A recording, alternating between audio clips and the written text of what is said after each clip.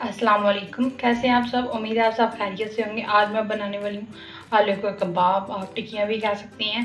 मैंने यहाँ पे आलू लिए हैं, इन्हें बॉईल कर लिया था। 3 अदद आलू लिए हैं, बॉईल करके अच्छे से मैश कर लिया था। बिल्कुल आपने इसे क्रीमी टेक्सचर में मैश करना है ताकि इसमें कोई भी गुठली ना रहे। यहाँ मैंने ब्रेड क्रम्ब लिए, आप बाज़ार से भी ला सकते हैं, नहीं तो घर में जो स्लाइस होती हैं ब्रेड स्लाइस, उन्हें आप चॉप करके भी बना सकते हैं। लाल मिर्च लिया मैंने हाफ़ टी स्पून, हल्दी ली मैंने 2 पिंच, धनिया लिया है या मैंने 1 कप तकरीबन। हरी मिर्च ली है 3 से 4 अदद, बारीक चॉप कर लिए हैं। टमाटर लिए हैं मैंने 1, वो भी मैंने बारीक चॉप कर लिया। गरम मसाला लिया और प्याज ली, वो भी मैंने बारीक फाइन चॉप कर ली।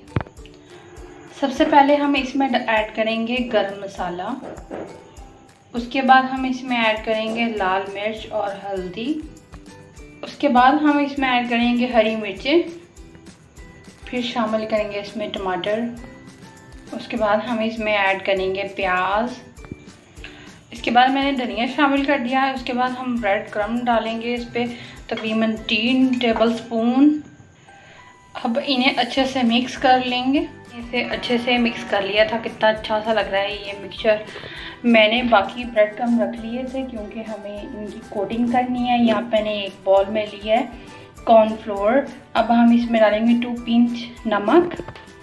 इसके बाद हम इसमें शामिल करेंगे पानी, ज़्यादा पतला नहीं करेंगे, बस नॉर्मल पानी डालेंगे तकरीबन हाफ़ कप। देखिए मैंने इन्हें बिल्कुल कबाब की शक्ल दे दी है, बिल्कुल गोल सी टिक्कियाँ बना ली हैं इनकी। आप चाहे तो हाथ से भी बना सकते हैं या कबाब मेकर से भी बना सकते हैं।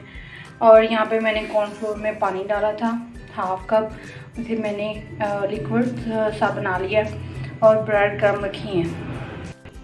पहले हम अपने कबाब को यूं पानी में, कॉर्नफ्लोर का जो पानी है उसमें ऐसे डिप करेंगे।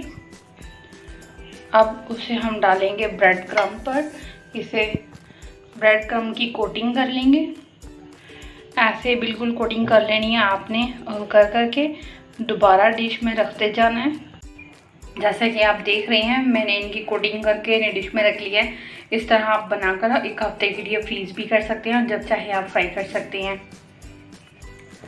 अब सबसे पहले हम यहाँ एक पैन लेंगे, उसमें डालेंगे घी को पहले मेल्ट होने देंगे। मैंने घी इसलिए लिया क्योंकि घी में हमेशा कबाब फ्राई करने से इनका अलग ही मज़ेदार सा टेस्ट आता है। अब कबाब को मैंने फ्राई पैन में रख दिया है। अब एक साइड से ये थोड़ा सा ब्राउन हो जाए, बिल्कुल लाइट ब्राउन, फिर हम इनकी साइड चेंज करेंगे।